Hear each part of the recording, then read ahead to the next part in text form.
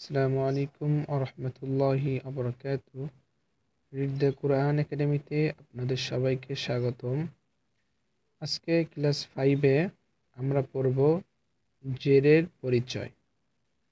গত ক্লাসে আমরা পড়েছি জবর কাকে বলে এবং তার ব্যবহারগুলো শিখেছি।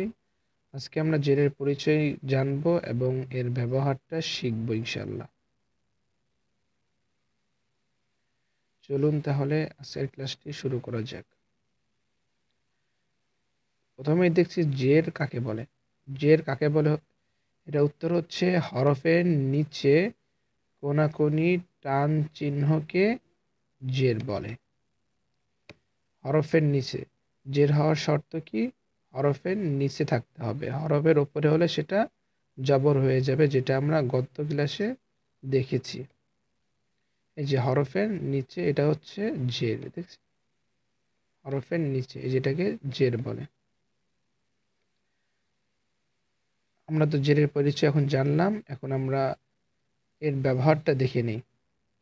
আলিফের ওপর যখন জবর, জের এবং পেশ থাকবে তখন সে আলিফকে আর আলিফ বলা যায় না, তখন সেটাকে হামজা বলতে হবে। তাই আমরা এটাকে হামজা পড়ব। হামজাজের ই, বাজের বি, তাজের তি, তাজের C, জিমজের G, Hajer he,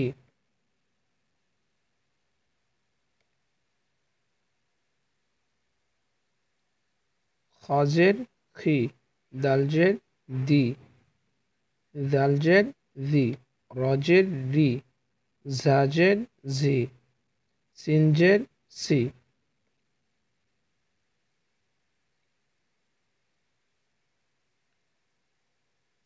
শিনজের she, সজ্জের C, দজ্জের দি, তজের তি, দজের দি, আইনজের ই,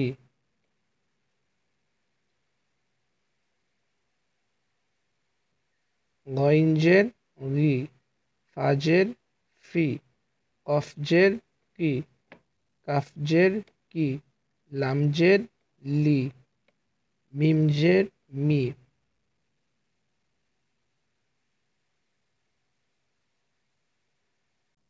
নুনজের নি, ওয়াজের উই, ওয়াজের ই হবে না, ওয়াজের উই হবে, হাজের হি, হামজাজের ই, ইয়াজের ই। এতক্ষণ আমরা পড়লাম একটি বর্ণে অর্থাৎ একটি হরফে কিভাবে জের দিয়ে পড়তে হয়। এখন আমরা পড়ব কিভাবে একটি শব্দে জের ব্যবহার করতে হয়, অর্থাৎ জের দিয়ে পড়তে হয়। হামজাজের ই, বাজের বি, লামজের লি, ইবিলি, খজবর খ, শিনজের শি, খসি, ইয়াজবর ইয়া, খসিয়া।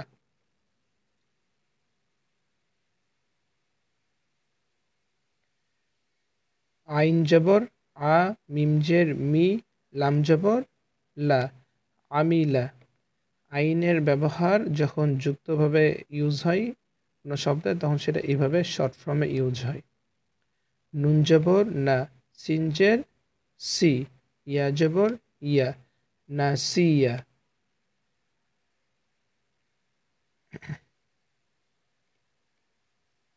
র জবর র, দালজের দি, রদি, ফা জবর ফা, রদিফা। শিন জবর শা, রজের রি, বা জবর বা, শারিবা।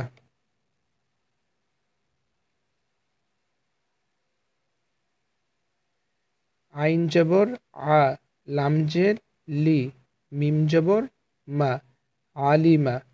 লাম যখন কোনো শব্দের মাঝে ব্যবহার হয় তখন সেটা এভাবে ইউজ হয়। ঠিক আছে।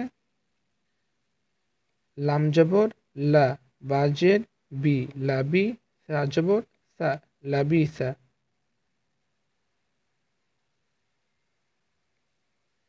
লাম জবর লা, আইন জের আই, লাই, বা জবর বা, লাইবা। সিন জবর সা, মিম জের মি, সামি, আইন জবর আ, সামি আ।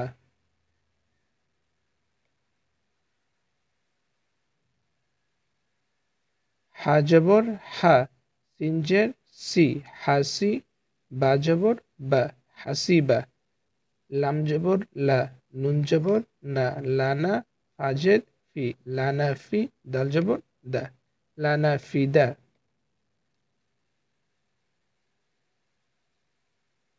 আজকের ক্লাসটি এ পর্যন্তই। পরবর্তী ক্লাসে আমাদের দেখা হবে পেশের পরিচয় এবং পেশের ব্যবহার নিয়ে ইনশাল্লাহ। আজকের ক্লাসটি সবাই মনোযোগ দিয়ে করবেন। আজকের ক্লাসটি এ পর্যন্তই। আসসালামু আলাইকুম ওয়া রাহমাতুল্লাহি ওয়া বারাকাতুহু।